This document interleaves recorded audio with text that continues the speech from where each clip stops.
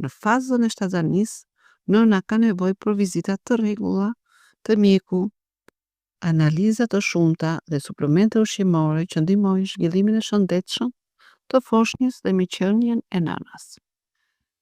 Vetëm për këto, shpenzimet mesatare mund të arrijnë rreth 100.000 lekë gjatë 9 muajve, ndërsa veshjet e posaçme për shtatzani mund të kushtojnë deri në 30.000 lekë. Pas lindjes, vitit të parë i fëmijës i takon një pjesë e madhe e buxhetit familjar. Pelenat, të cilat përdoren çdo ditë, kanë një kosto mesatare për 3.000 deri në 5.000 lekë në muaj.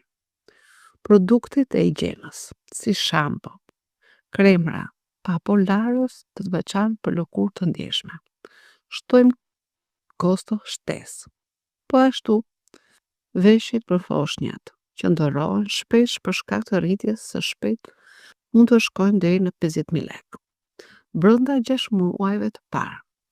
Në këtë periudhë janë të nevojshme edhe blerjet të më të mëdha, si krevatët, karrocat, stollat për makinë apo pompat për qumshi, të cilat zakonisht kushtojnë nga 50.000 lekë deri në 100.000 lekë gjithsej.